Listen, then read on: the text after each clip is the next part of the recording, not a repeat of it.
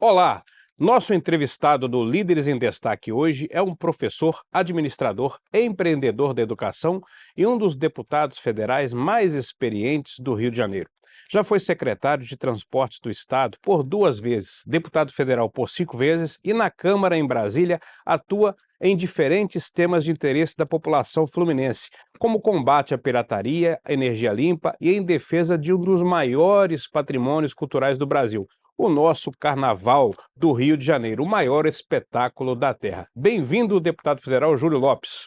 Mazini, eu que te agradeço, uma alegria, uma honra estar aqui no Líderes em Destaque. Deputado, como eu lembrei o senhor aqui antes na Bandeirantes, quando o senhor chegou, há 22 anos atrás, eu era repórter do Jornal do Brasil aqui no Rio, o senhor me fez uma visita lá na redação, pela CPI, o senhor era da CPI da pirataria, me mostrou um relógio Rolex, falsificado que tinha sido presenteado ao então ministro José Dirceu. Olha que situação. Infelizmente, até hoje nós temos esse problema da falsificação de produtos pirateados, apesar do esforço, das autoridades do Brasil, seja da polícia, seja do Congresso Nacional. A que ponto chegamos hoje essa situação da pirataria? Há novos produtos. Antes eram só relógios, e outros produtos pequenos. Nós já temos, então, combustíveis, remédios. Isso é um crime. Como é que é a situação hoje? Olha, Mazini, primeiro eu quero te agradecer a lembrança, Foi um momento importante do Congresso brasileiro, tão importante que nós chegamos a ser homenageados pelo atual presidente dos Estados Unidos, o Biden, nos recebeu na biblioteca do Congresso americano, nós temos o registro disso, Ele, como presidente da Comissão de Relações Exteriores do Congresso, agradecendo ao Congresso brasileiro a atuação da CPI da pirataria na proteção dos direitos de autoria da indústria cinematográfica e fonográfica americana.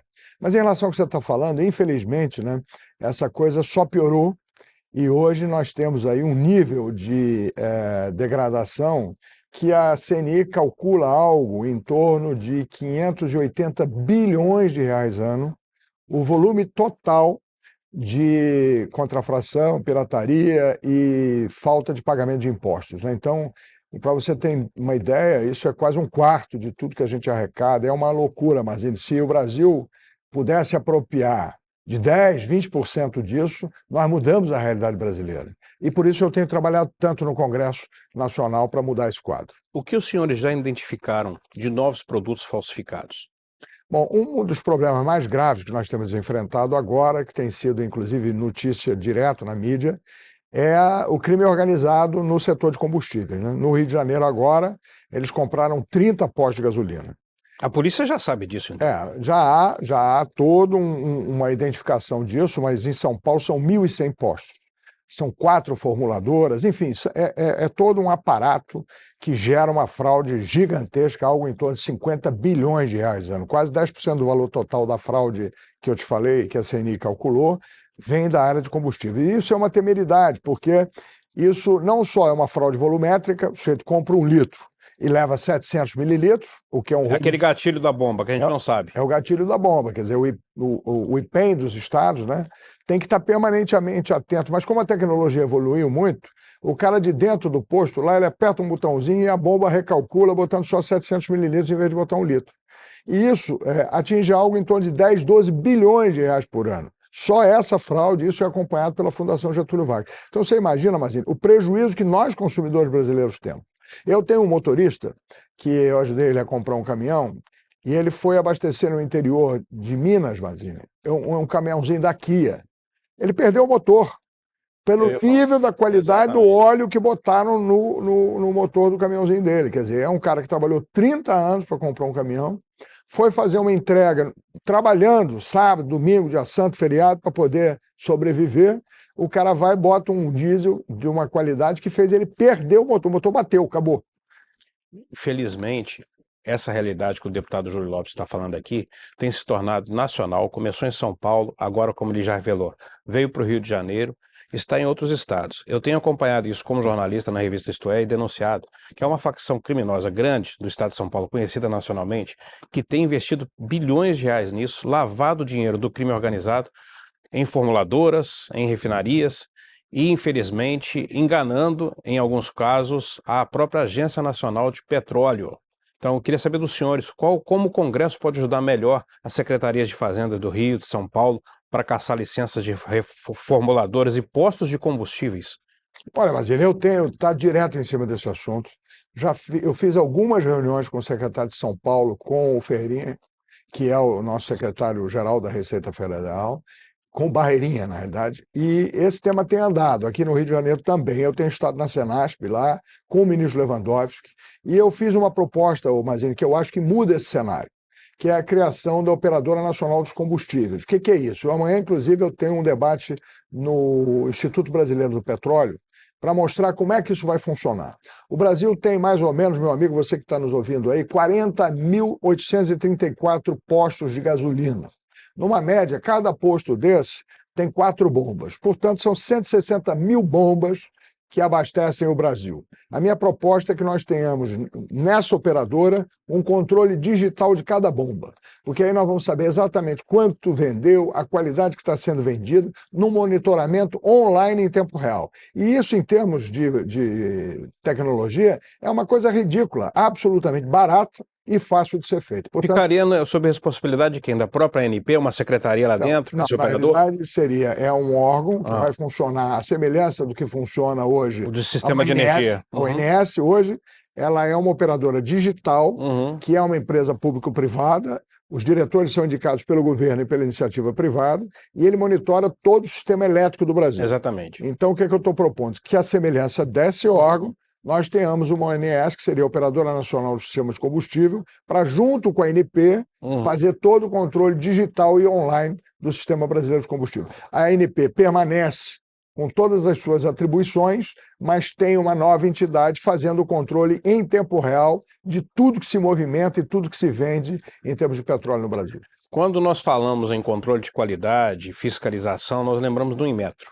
O Inmetro é um órgão importantíssimo do Brasil para verificar e averiguar a qualidade dos produtos todos, qualquer tipo de produto. O Inmetro tem dado conta de tanta falsificação, de tantos produtos fora da realidade, as quais as próprias indústrias anunciam, até de produtos legais.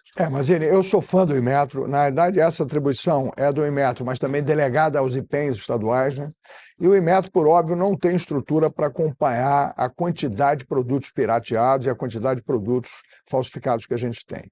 Eu até tenho uma ligação muito boa, tive algumas reuniões também com o presidente do Inmetro lá, com o Barreirinha, porque uma das fraudes maiores que nós temos é que hoje vem 2 milhões de pacotes nessas compras por essas operadoras internacionais. Enfim, várias operadoras da China hoje vendem mercadorias e vendem produtos no Brasil num preço muito competitivo. E vários desses produtos, principalmente brinquedos, que é o que mais me preocupa, vêm fora da especificação e fora da regra do Inmetro. Ou seja, são brinquedos que podem intoxicar uma criança, podem até matar uma criança, porque são feitos com tintas impróprias, feitas com resíduos de alumínio, coisas que podem ser bastante graves para a saúde. Voltando um pouquinho à questão da falsificação, o que me preocupou muito, o senhor falou antes do programa, a questão dos medicamentos.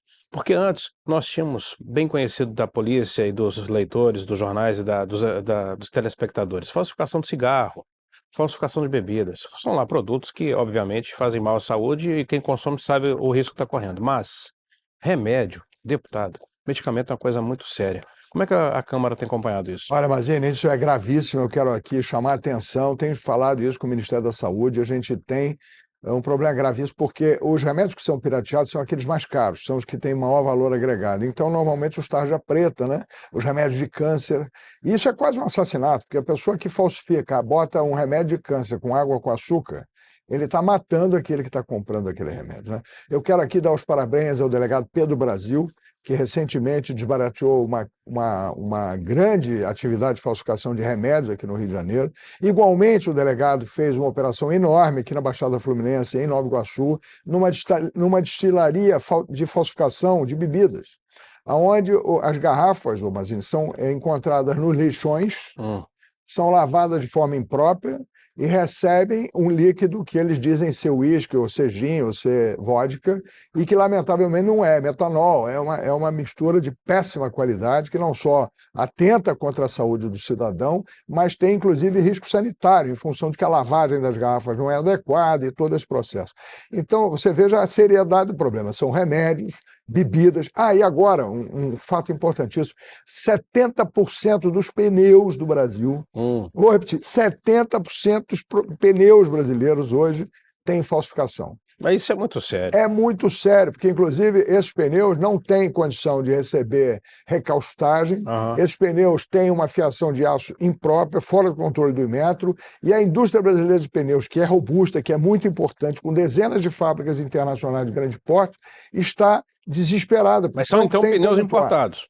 São pneus importados, mal feitos, de fabricação ruim, que chegam ao Brasil contrabandeados. E eu já tenho várias denúncias, né? Inclusive eu tive com o Alckmin, mostrando a ele isso. Os pneus, para poderem entrar com volume menor, eles entram retorcidos e amassados.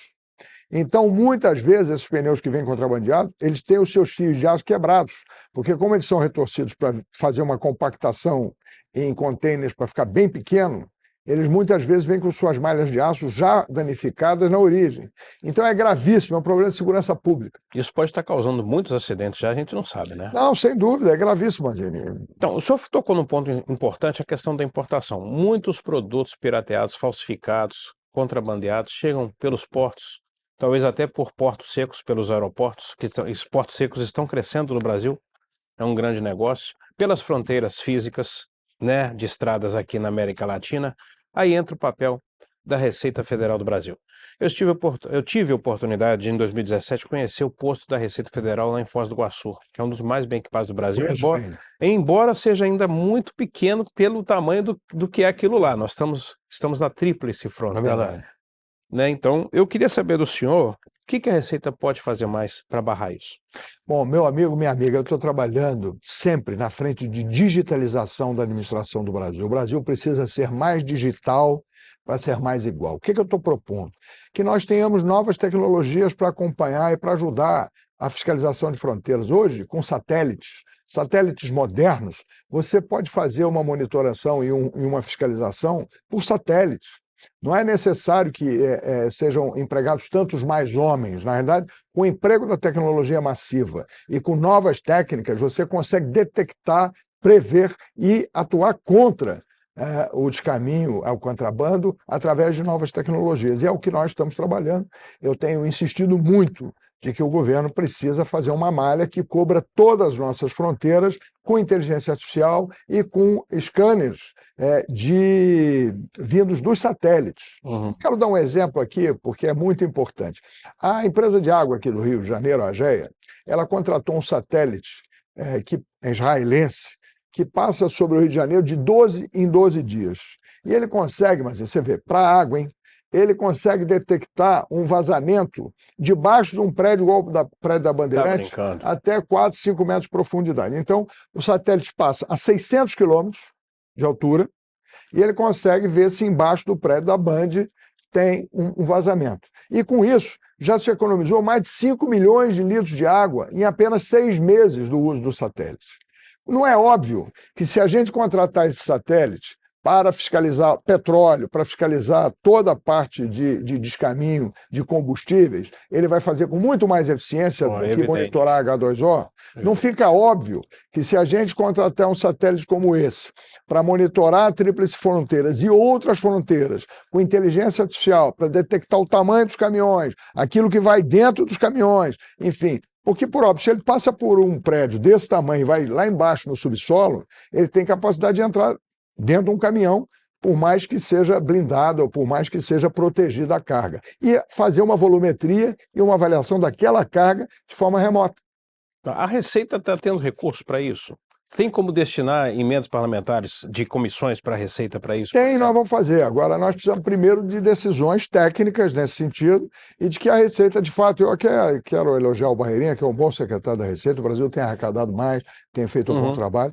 E eu também quero aqui dizer, Mazini, que o Haddad, quando prefeito de São Paulo, ele contratou uma empresa que hoje virou benchmark mundial, virou esse engenheiro, inclusive, dessa empresa, ganhou o prêmio de melhor engenharia de sustentabilidade do mundo, em Davos, na Suíça. Por quê? Porque quando o Haddad era prefeito, havia muita destinação errada de lixo. Então, esse rapaz fez essa empresa que chama BR Brasil, essa empresa faz o monitoramento com cercas eletrônicas dos caminhões de lixo, de forma que os caminhões não podem sair nem parar em lugares que não estão previstos. Entendi. Além disso, os caminhões têm georreferenciamento, densímetros, OCRs e câmeras. Então, ele lê a placa do caminhão, vê se o caminhão é aquele mesmo, acompanha o roteiro todo com câmeras em todas as posições do caminhão, e ele tem georreferenciamento e densímetro. Então, se o lixo está mais pesado, se o caminhão para em algum lugar e vaza lixo, ele é acompanhado por satélites. E aí, dessa forma, São Paulo hoje tem um dos sistemas mais modernos do mundo de descarte de lixo, premiado e reconhecido por Davos, que é um centro econômico dos mais importantes do mundo. E agora nós estamos querendo levar exatamente essa tecnologia para a área do combustível e para a área das fronteiras brasileiras. Vamos puxar um pouquinho agora para a energia. Energia, termoelétricas e energia nuclear, do qual o senhor é um especialista também lá na Câmara, o senhor coordena lá os trabalhos a respeito disso. O país é muito dependente de hidrelétricas, nós sabemos disso. O que está faltando para o Brasil dar uma guinada na energia nuclear? Olha, o Brasil é o país que tem a base de energia mais limpa do mundo. Nós todos estamos de parabéns por termos construído uma base elétrica que é majoritariamente limpa e que tem quase que 50% com base na energia hídrica, que é a melhor energia do mundo porque ela é a mais limpa que pode ter, né? Agora, o que acontece? O fator de potência de uma hidrelétrica, que é excelente, é de 65%. E a gente tem que ver, porque quando há um momento sem chuva, um momento como a gente já viveu inúmeras vezes, nós precisamos acionar sistemas térmicos que podem ser tocados a óleo, a gás, etc. Mas a melhor térmica que existe no mundo é a térmica nuclear. Por quê? Porque ela tem mais capacidade de geração de energia, ela é mais barata a longo prazo. Eu queria chamar a atenção de vocês que estão nos assistindo, Magrini, a sua aí. Toda vez o pessoal fala assim, a energia nuclear é muito cara. Eu quero provar que energia nuclear é mais barata do que qualquer outra. Porque tem sempre aquela aura de suspeita, nossa, acidentes nucleares no Japão, na Europa e tal. São acidentes, se você falar, quer dizer, são 3 acidentes ao longo de toda a história. Então, o volume de acidentes é mínimo.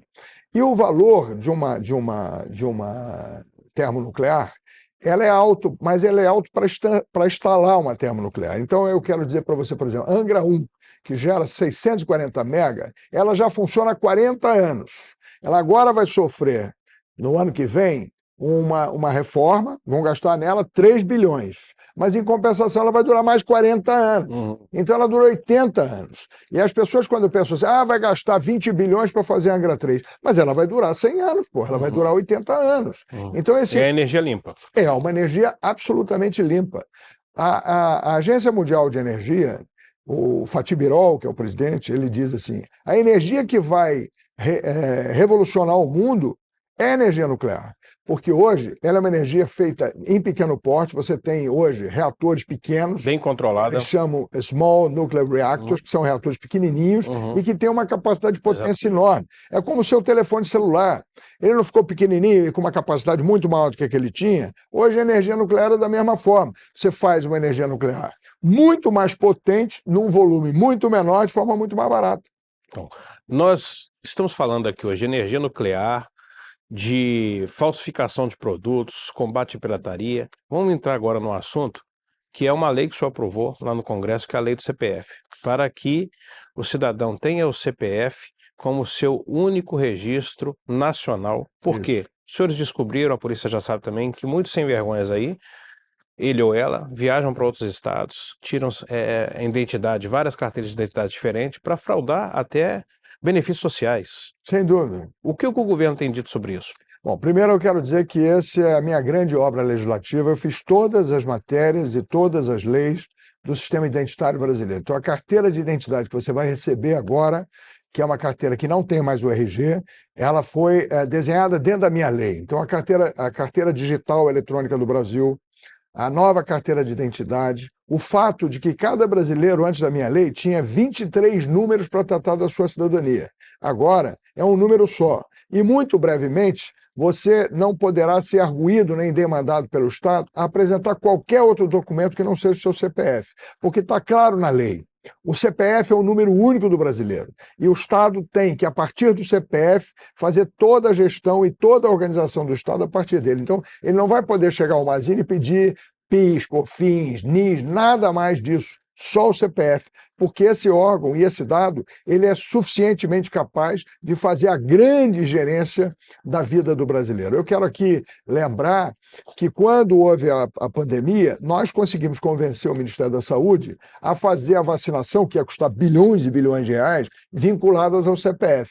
E aí, imagine, se você hoje entrar no igov.com.br, você vai saber o dia que você se vacinou, quem aplicou a sua vacina, que vacina que você tomou, quando foi, quantas foram, enfim, você tem todo um gerenciamento e todo o acompanhamento da sua vida em relação ao CPF. O que é que nós queremos? É óbvio, fazer isso para todo o sistema de saúde brasileiro, toda a farmácia pública brasileira e todo e qualquer atendimento que o cidadão faça numa UPA, num serviço de emergência, num cuidado médico qualquer. Então, o que a gente quer é que a saúde brasileira seja toda gerenciada como nós fizemos com a vacina. E que o cidadão, na sua casa, possa, a partir do seu CPF, saber todos os dados da farmácia brasileira, quando e como ele tem hora marcada no serviço médico, seja bucomaxilofacial ou para vista, ou, enfim, qualquer necessidade de tratamento médico pode e deve ser gerenciado a partir do CPF.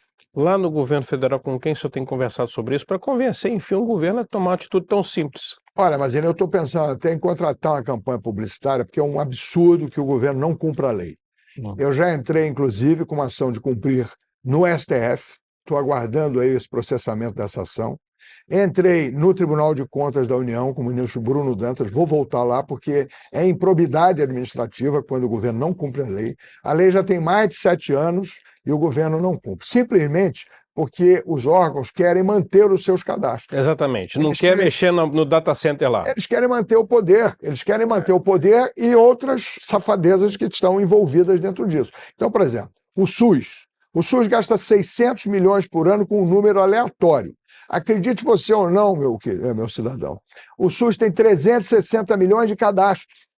Porra, se o Brasil tem 208 milhões de habitantes, como é que pode ter no SUS 360 milhões de cadastros? Porque é uma anarquia.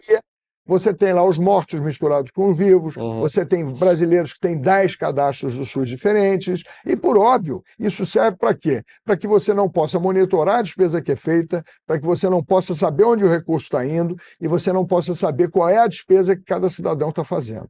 O senador Anastasia, que hoje é conselheiro do Tribunal de Contas, quando governador em Minas, ele fez um negócio chamado Conta Cidadã, em que o cidadão vai para o hospital público ou vai para uma rede pública, quando ele sai, ele confirma se de fato ele recebeu todos aqueles tratamentos e dá uma nota. Então essa conta cidadã permite que o Estado acompanhe e fiscalize aquilo que está sendo gasto com cada cidadão. Hoje, como é feito no SUS, isso é tudo para que não haja controle, para que não haja nenhuma forma de gestão. Eu quero aqui denunciar mais uma coisa, mas isso eu tenho trabalhado muito contra isso, criando a Receita Médica Digital do Brasil. Eu ia entrar nesse assunto agora, mas vamos lá. Atestado, não, por favor, pode emendar falsos atestados na internet. É uma esculhambação. Hoje, qualquer um compra um atestado para não ir trabalhar por R$5. Quando o médico existe, né? Ainda tem isso. Às vezes inventa o carimbo de um médico que nem existe. Já aconteceu com um amigo meu. Aquilo é tudo falsificação. Eu mesmo sou empresário e canso de receber atestado falso. Pois é. Então, o que acontece quando você tem uma empresa, por exemplo, como um supermercado, que tem 25, 30 mil funcionários? Eles têm que ter 1.000, 2.000 funcionários a mais para poder fazer o suprimento daqueles que são afastados irregularmente e ilegalmente. E isso, todo mundo, mas... Gente, isso é custo de produtividade do Brasil. Esses 25 mil que estão lá trabalhando, ou pelo menos os 24 ou 23 mil que trabalham corretamente, poderiam ganhar mais. Por quê? Porque essa fraude custa caro para você, para mim, consumidor. Quando a gente vai no supermercado comprar uma mercadoria, o custo dessa fraude está embutida no produto. Tem sites que vendem atestados, né? Eu tenho um projeto para tirar esses sites do ar. Não só isso, é um absurdo, Mazini, que existam sites que vendem atestados irregulares. Inventam médicos. E outra coisa que eu tenho lutado muito, que é muito importante você entender, é o seguinte: todos os médicos brasileiros, todos, estão no igov.com.br com 2 identificações digitais. A identificação da face e a identificação do dedo. Está pronto e funcionando. Então, o que o Ministério da Saúde tem que fazer? Que eu já falei com a ministra, que é um crime que ela não faça. É um crime, ministra, não ser feito. Tem que dar uma portaria determinando o seguinte: todo atestado médico no Brasil tem que ser digital. Tem que ser digital, porque aí não pode ser falsificado, ele não pode ser rasurado, e tem que ser assinado. Assinado pelo IGOV, pelo médico. E de casa. É. O médico não precisa sair de casa, ele assina pelo IGOV, e aí está lá o nome dele e está lá a verificação da sua face. Então acabou a falsificação. Eu não entendo, não posso compreender por que a ministra Anísia, que é uma pessoa de bom senso, que é uma pessoa que eu até gosto e admiro a trajetória dela, não faça uma portaria determinando isso. Assim como o próprio Queiroga, que foi o ministro antecessor, fez uma portaria determinando que a lei fosse cumprida, e até hoje o SUS continua fazendo um número que não é o número do CPF. Pô. Vamos entrar um pouquinho no carnaval? A gente está quase chegando ao fim do programa, infelizmente, passa rápido. O senhor é entusiasta de um museu do carnaval. O que o senhor pode revelar para a gente aqui agora? Ô, Mazini, eu gosto da vida, por isso eu sou rubro-negro, por isso eu sou portelense, por isso eu vibro com Bola Preta e o Cacique de Ramos. Eu adoro o carnaval. Acho que o carnaval é um fenômeno cultural brasileiro que precisa e deve ser ainda mais trabalhado e exportado para o mundo. E a gente precisa ter um museu aqui, um museu de qualidade. Existe um museu, mas é um museu meia boca, né? É um museu para turista via, se eu quero que coloque no meu programa, no Passeio no Rio, Museu do Carnaval. Exatamente. Eu tenho agora estado com o Gabriel, que é o novo presidente da Liga, porque eu quero muito e vou fazer, ajudar o Gabriel a fazer uma captação agora nas emendas parlamentares, para que cada deputado, como nós, coloquemos um dinheirinho lá para a gente ter no próximo carnaval, se Deus quiser, já o início do Museu de Carnaval com outra estrutura. Seria onde? Na própria Sapucaí? Na Marquês de Sapucaí. Achar uma área boa lá e começar a estruturar algo que a longo prazo pode virar um super museu. Sim. Acho que precisa começar melhor do que existe hoje, atraindo mais turistas, mostrando, inclusive, internacionalmente melhor o Carnaval do Brasil. Vai dar super certo. Então, além do carnaval, que é um grande assunto do Rio de Janeiro, o senhor também tem um olhar especial para o empoderamento feminino. Como é que está o seu trabalho junto a isso? Aliás, falando em empoderamento feminino, estou torcendo para a presidente Kamala ganhar nos Estados Unidos, porque ela vai exatamente mostrar ao mundo. Você imagina, Mazini, a força de uma mulher negra, presidente dos Estados Unidos, na Arábia, nos países árabes, que subjugam as mulheres, e permitem a maior opressão contra a mulher, independentemente de qualquer coisa. Eu sou fã das mulheres. Eu acho que as mulheres são as nossas mães, são as verdadeiras criadoras da humanidade, porque nós contribuímos, mas quem faz mesmo são as mulheres. E eu sou absolutamente contra qualquer tipo de violência, qualquer tipo de atentado contra a mulher. A gente precisa fazer com que as mulheres, sobretudo as brasileiras, acreditem mais nelas mesmas e não permitam qualquer tipo de violência, qualquer tipo de atentado contra a sua capacidade de empreender, de viver, de serem felizes. O senhor está numa interface aí com a Renata Gil, desembargadora do CNJ. Isso, a Renata Gil tem um trabalho importantíssimo, junto com a Luísa Brunet e outras, exatamente mostrando o quanto é importante nós empoderarmos a mulher, porque a mulher, hoje, é a maior parte da população brasileira. E ela não pode ser oprimida, ela tem que ser protegida para ajudar o Brasil a crescer e se desenvolver. Deputado, nós estamos no Líderes em Destaque, nosso programa aqui da Band. O senhor é um líder do Rio de Janeiro, como educador, empreendedor, carioca, entusiasta da cidade e também trabalhando muito bem em Brasília. Eu gostaria que o senhor deixasse uma mensagem para a população fluminense. Meu amigo, minha amiga, hoje, no mundo em que nós vivemos, você é o líder de você mesmo. É você que pode mudar a sua vida, é você que pode transformar a vida da sua família e dos seus filhos. Acredite nisso, acredite em você mesmo e, por isso, preste atenção em quem você vai votar. Estuda um pouco melhor, porque essa responsabilidade é sua e você pode mudar a sua vida a partir disso. Mas acredite, sobretudo, que o grande líder é você. Muito bem, obrigado, deputado federal Júlio Lopes, que nos trouxe hoje ao programa uma gama de assuntos importantes para o cidadão do Rio em debate na Câmara dos Deputados e que, com certeza, pela atividade parlamentar atuante dele, trará bons resultados. Até o próximo Líderes em Destaque.